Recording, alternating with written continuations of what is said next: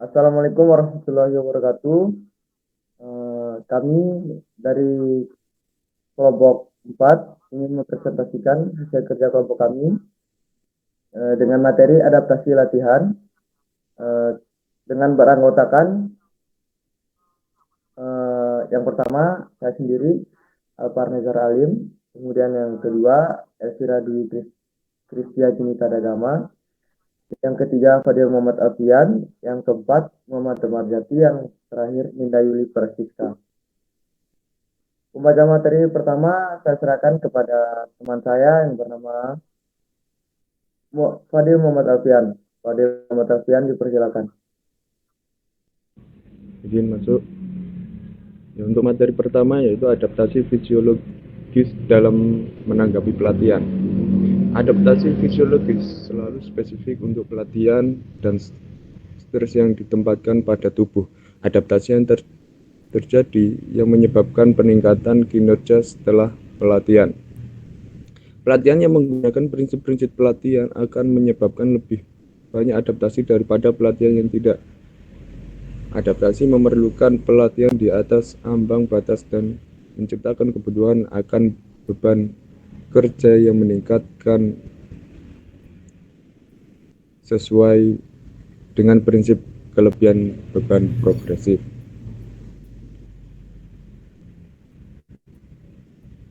Lanjut. A. Denyut jantung.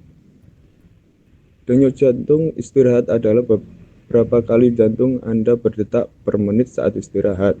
Istirahat tidak berarti saat Anda tidak berolahraga, tetapi detak jantung Anda tepat saat Anda bangun dari tidur malam yang nyenyak. Seringkali orang akan menggunakan meditasi atau teknik pernapasan terpusat untuk membantu mengembalikan detak jantung mereka ke tingkat istirahat. Detak jantung saat istirahat menurun sebagai akibat dari latihan. Tidak jarang atlet elit memiliki detak jantung istirahat serendah 30-40 bpm. Adaptasi fisiologis ini terjadi karena jumlah adaptasi lain yang memungkinkannya.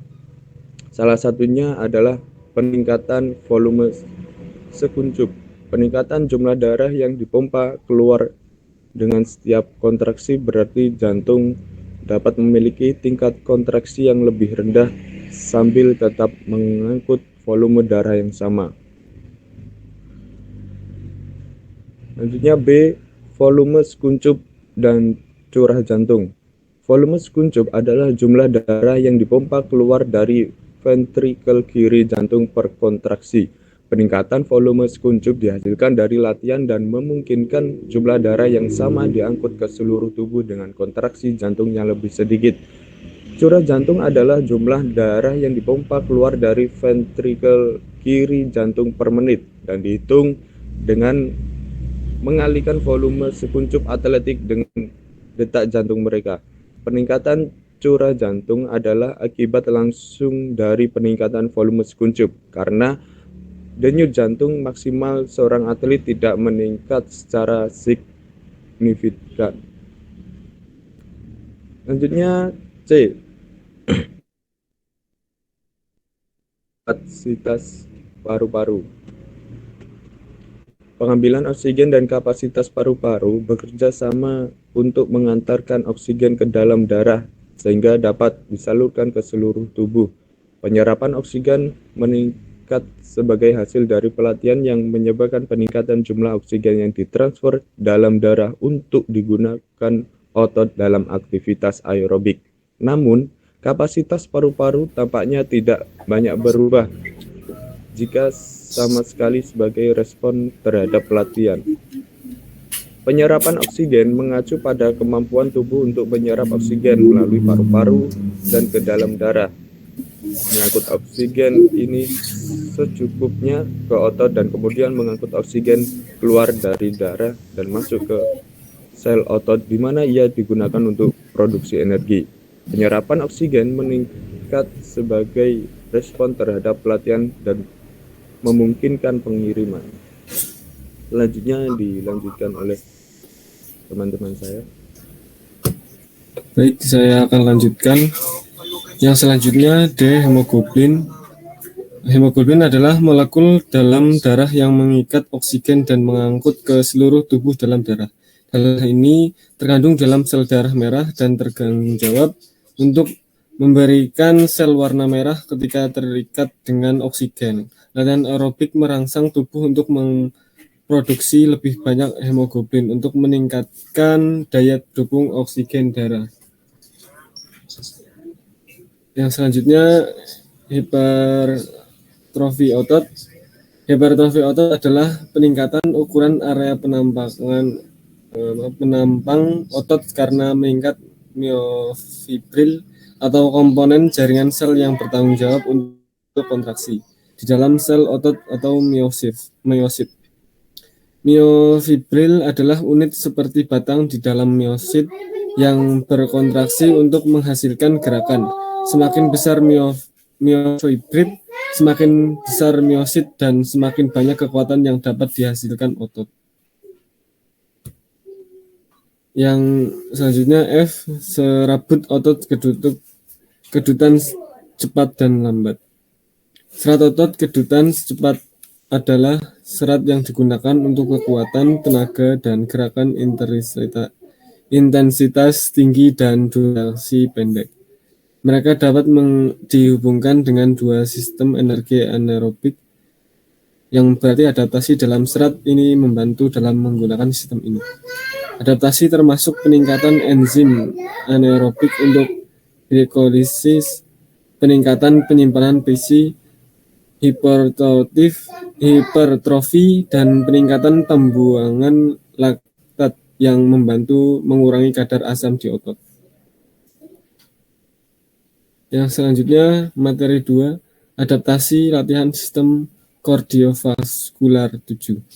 Hipertrofi meningkatkan kekuatan tendon, peningkatan penyimpanan mioglobin, peningkatan jumlah dan ukuran mitokondria, meningkatkan penyimpanan glikogen, dan peningkatan penyimpanan lemak, meningkatkan kekuatan otot, dan meningkatkan toleransi terhadap laktat.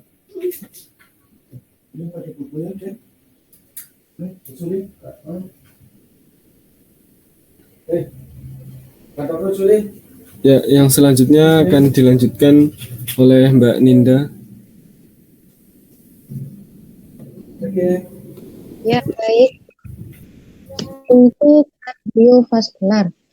Sistem kardiovaskular terdiri dari jantung dan pembuluh darah. Fungsi utama dari sistem kardiovaskular adalah mengantarkan nutrisi dan membuang produk sisa metabolisme dari jaringan tubuh.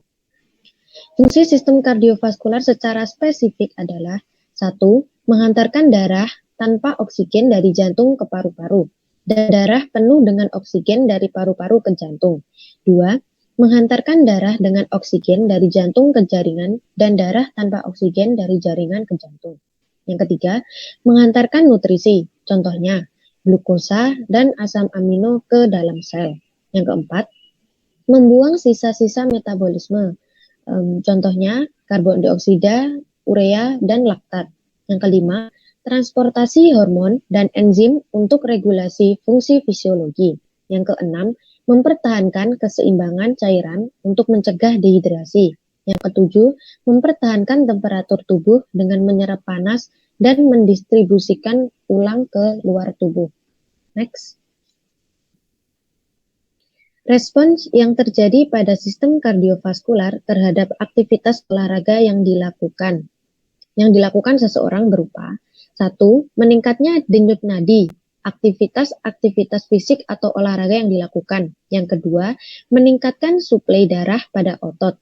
Yang ketiga, menurunnya tekanan darah.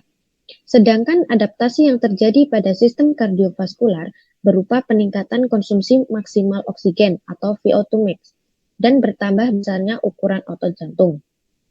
Seseorang yang lebih sering melakukan olahraga atau aktivitas fisik cenderung lebih tinggi konsumsi VO2 max-nya, yaitu 1. Faktor-faktor yang mempengaruhi nilai VO2 max yaitu genetik, usia, jenis kelamin, intensitas latihan atau latihan fisik, dan komposisi tubuh. Next. Materi 3. Adaptasi latihan sistem otot. Hipertrofi adalah peningkatan ukuran sel otot secara keseluruhan dan otot akan menjadi lebih besar, sehingga ukuran otot pada hipertrofi meningkat karena serat yang sudah ada mendapatkan tambahan sehingga sel-sel serat otot itu sendiri menjadi lebih lebar dan ada hal lain yang bekerja dalam memberikan ukuran otot secara keseluruhan. Dan itu disebut hiperplasia. Dan kami percaya bahwa itu adalah hormon pertumbuhan. Hormon pertumbuhan manusia merangsang hiperplasia dan hiper. Itu hanyalah peningkatan bukan di ukuran sel, tetapi peningkatan jumlah sel otot sehingga ketika sel otot baru sedang tumbuh yang disebut hiperplasia. Next. Hipertrofi ada beberapa saran bahwa mungkin ada hal lain yang bekerja dalam memberikan ukuran otot secara keseluruhan. Dan itu disebut hiperplasia. Dan kami percaya bahwa itu adalah hormon pertumbuhan. Hormon pertumbuhan manusia yang merangsang hiperplasia dan hiper itu hanyalah peningkatan, bukan di ukuran sel, tetapi peningkatan jumlah sel otot. Sehingga ketika sel otot baru sedang tumbuh, yang disebut hiperplasia, ada beberapa perdebatan tentang seberapa besar efek ini, ukuran otot secara keseluruhan, dan sejauh mana dapat dikembangkan dan melalui latihan. Dan hari ini mungkin menyumbang sangat sedikit, mungkin sekitar 5% dari pertumbuhan otot secara keseluruhan. Selanjutnya akan dibacakan oleh teman saya. Terima kasih.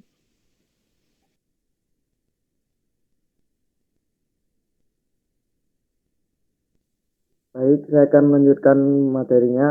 Yang berikutnya adalah peningkatan kekuatan tendon. Peningkatan kekuatan tendon, dan seperti yang kita tahu, tendon akan menghubungkan otot ke tulang sehingga mereka berbeda dari ligamen karena ligamen adalah koneksi tulang ke tulang. Jadi tendon dan kami akan menghubungkan otot ke tulang sehingga otot berkontraksi itu memberikan gaya-gaya tarik pada tulang dan kemudian bergerak apapun atau yang terhubung. Sehingga tendon terbuat dari kolagen yang ditemukan banyak di tubuh, sangat kuat, itu agak elastis, tetapi sangat kuat, dan oleh karena itu, cara yang sangat baik untuk melampirkan otot ke tulang untuk memastikan bahwa ketika otot berkontraksi.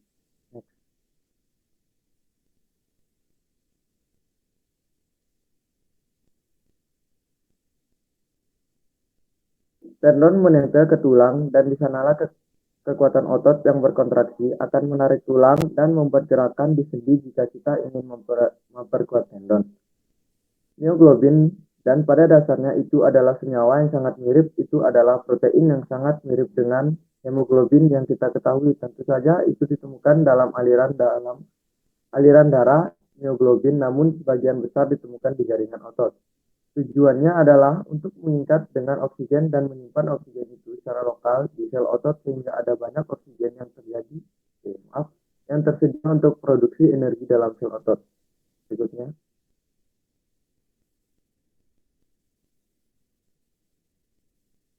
Yang berikutnya adalah mitokondria. Mitokondria organel kita sangat kecil, terletak di dalam sel itu sendiri. Mereka adalah organel yang dirancang untuk respirasi sel, yang berarti bahwa mereka adalah tempat di mana energi dihasilkan oleh pergerakan. Materi berikutnya akan dibacakan oleh teman saya yang bernama Elvira. Elvira, dipersilakan.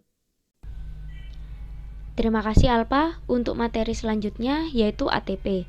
ATP adalah untuk menciptakan energi dan mensintesis kembali adenosin trifosfat. Pentingnya ATP adalah senyawa penting dalam sel yang harus ada agar energi yang akan disediakan untuk otot yang bekerja. ATP tidak ada gerakan tanpa mitokondria. Tidak akan ada resintesis ATP. Jadi karena alasan itu, kita sering menyebut mitokondria sebagai pembangkit tenaga. Nah, ATP sendiri yaitu molekul pembawa energi yang membuat sel mampu beraktivitas. Jadi, tiap sel yang ada di dalam tubuh kita menggunakan ATP untuk menjalankan fungsinya masing-masing. Karena otot-otot tidak akan mampu berkontraksi dan akan menjadi lelah. Nah, mitokondria ini mengubah energi kimia yang terkandung dalam makanan yang kita konsumsi menjadi bentuk energi lain. Jadi, bisa digunakan dengan mudah oleh sel tubuh. Nah, proses ini disebut fosforilasi oksidatif.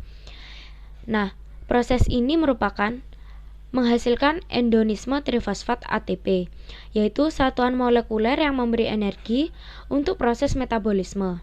Nah, ATP ini dihasilkan oleh mitokondria dalam sebuah siklus yang bernama siklus Krebs. Siklus Krebs ini menghasilkan zat kimiawi yang disebut NADH. Zat ini kemudian digunakan oleh enzim-enzim yang berada dalam membran sel untuk memproduksi ATP. Di dalam molekul ATP tersebut terdapat simpanan energi dalam bentuk ikatan kimia. Energi ini digunakan dengan cara memutus ikatan kimia ini. Nah, di dalam tubuh ini kita menggunakan karbohidrat dan juga protein sebagai sumber tenaga. Nah, ketika karbohidrat dan lemak tidak memenuhi sumber tenaga, nah akan digantikan oleh protein sebagai penggantinya. Nah, karbohidrat sendiri dapat kita dapatkan ketika kita mengonsumsi seperti roti, nasi, buah-buahan, sayur-sayuran, serta kacang-kacangan. Nah, dan protein kita juga bisa menghasilkannya dengan kita mengonsumsi dari protein hewani serta nabati. Bukan hanya dari dua protein tersebut, kita juga bisa mendapatkan protein di dalam tubuh kita. Nah, caranya kita mendapatkan dalam tubuh kita yaitu dengan kita mengonsumsi makanan yang bergizi. Nah, dari situ kita akan mendapatkan protein yang tercukupi. Contoh protein dari hewani yang bisa kita dapatkan yaitu kita bisa mengonsumsi daging ayam, sapi, dan makanan laut seperti ikan, cumi, udang, teripang, dan juga kerang. Dan dari nabati, kita bisa mengonsumsi brokoli, biji-bijian, tahu, dan juga tempe. Serta mineral. Nah, mineral ini bisa kita dapatkan dari kacang-kacangan. Materi selanjutnya yaitu lemak. Lemak adalah bahan bakar yang sangat berguna karena ada begitu banyak energi yang terkandung dalam kepadatan lemak tertentu. Di dalam lemak terdapat trigliserida intramuskular, adalah lemak yang disimpan di dalam otot dan mungkin disarankan setidaknya sebagai upaya pelatihan daya tahan atau pelatihan jangka panjang dalam jangka waktu yang lama agar jumlah lemak di otot meningkat. Kekuatan otot adalah hal lain yang meningkat sebagai akibat dari latihan kronis, terutama untuk melakukan latihan jenis menahan beban. Jadi, ketika kita melakukan olahraga dengan intensitas tinggi, kita akan kuat, karena ada lemak di dalam tubuh kita yang menyimpan banyak energi. Lemak merupakan salah satu nutrisi yang dibutuhkan oleh tubuh sebagaimana protein dan karbohidrat. Lemak tubuh pada dasarnya dibutuhkan agar fungsi-fungsi tubuh dapat berjalan normal dan sehat. Lemak juga merupakan sumber energi yang lebih efektif dibanding dengan karbohidrat dan protein. Lemak juga memberikan tenaga bagi tubuh. Nah, lemak juga dibutuhkan, tetapi harus dalam jumlah kecil, dalam artian rendah lemak, dan tidak boleh berlebih. Nah, lemak juga merupakan berfungsi untuk menyediakan energi dalam tubuh, sama halnya seperti karbohidrat. Jadi, lemak ini membantu kita untuk merasa penuh dan mempersatukan hormon serta memiliki anti-inflamasi. Nah, di dalam lemak ini juga meningkatkan endurance atau nama lainnya daya tahan. Nah, jadi ketika energi dari karbohidrat habis, maka tubuh akan menggunakan lemak sebagai sumber energi. Nah, lemak ini pasti sangat digunakan pada saat kita melakukan olahraga intensitas tinggi atau olahraga endurance. Nah, lemak ini merupakan cairan elektrolit yang akan menjaga tubuh tetap stabil selama kompetisi jangka panjang. Contohnya seperti maraton atau renang jarak jauh. Nah, lemak ini di dalam tubuh sangat berperan sebagai sumber energi utama pada olahraga dengan intensitas sedang atau tinggi serta olahraga dengan jangka waktu yang lama. Misalnya ya olahraga endurance seperti lari dan juga maraton. Lemak adalah sumber energi yang sangat efektif bagi tubuh karena menyediakan 2 kali lipat produksi energi dari karbohidrat. Nah, jadi lemak ini akan memberikan rasa kenyang setelah makan dan juga menahan rasa lapar. Nah, jadi dengan adanya lemak ini akan memperlambat pencernaan. Nah, fungsi utama lemak juga ini adalah sebagai menyimpan energi yang paling banyak dan sebagai cadangan. Nah, jadi lemak ini sangat berguna saat kita melakukan olahraga dengan intensitas tinggi dan juga jangka waktu yang lama. Next, materi selanjutnya yaitu toleransi terhadap laktat. Laktat adalah zat yang dihasilkan sebagai hasil dari latihan aerobik, respirasi aerobik, dan ditemukan baik di jaringan otot dan kemudian sering menemukan jalan ke dalam aliran darah. Produk limbah dari respirasi anaerobik kita adalah bentuk energi yang sangat berguna, baik untuk otot dan di dalam aliran darah, yang akan menghasilkan oksigen yang dapat dipecah terlebih dahulu menjadi pirufat. Nah, pada dasarnya bahwa laktat ini menjadi berguna karena mampu memasak oksigen yang memecahnya dan membuatnya kembali menjadi zat mudah, yaitu glukosa yang sangat penting untuk menciptakan energi untuk bergerak.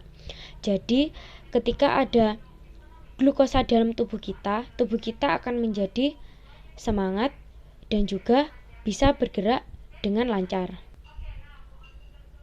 Nah, asam laktat adalah sisa metabolisme tubuh yang dihasilkan di sel otot dan sel darah merah.